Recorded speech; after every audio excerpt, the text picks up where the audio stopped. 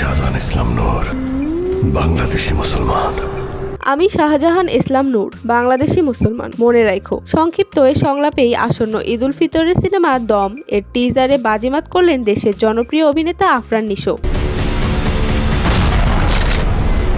সদ্য প্রকাশিত 54 সেকেন্ডের ফার্স্ট লুক টিজারে ঘটল যেন এক বিস্ফোরণ, কারণ সেখানে সম্পূর্ণ ভিন্ন এক রূপে হাজির হয়েছেন অভিনেতা নিশো। তার তীক্ষ্ণ দৃষ্টি, রহস্যময় উপস্থিতি আর টানটান আবহ ইতোমধ্যেই দর্শকদের কৌতূহলকে পৌঁছে দিয়েছে চরমে। প্রকাশিত সেই টিজারে ফুটে উঠেছে উদ্বেগ, নির্যাতন ও বেঁচে থাকার কঠিন এক সংগ্রামের গল্প।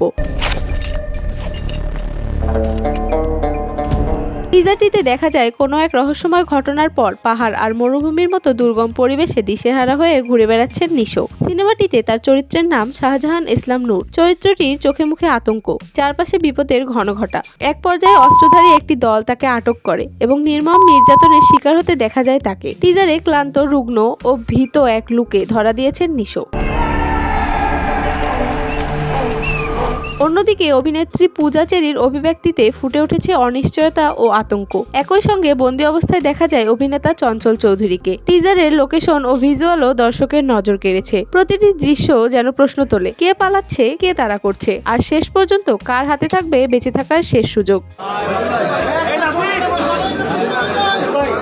ছবিটি নিয়ে নির্মাতা রেদওয়ান রনি বলেন, দম এখন আর শুধু আমাদের সিনেমা নয়, এটি এখন সবার। দর্শকদের প্রত্যাশা পূরণ করতে পারলেই আমাদের সার্থকতা। টিজারটি মূল সিনেমার একটি ঝলক মাত্র। দুর্গম লোকেশনে এমন ভিজুয়াল হয়তো বাংলাদেশের সিনেমায় আগে খুব কমই দেখা গেছে। কিন্তু এমন একটা নতুন প্লট নিয়ে কাজ করা এটা খুবই চ্যালেঞ্জিং ছিল।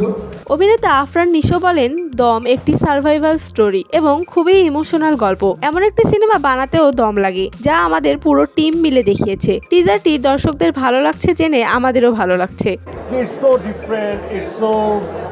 অন্যরকম।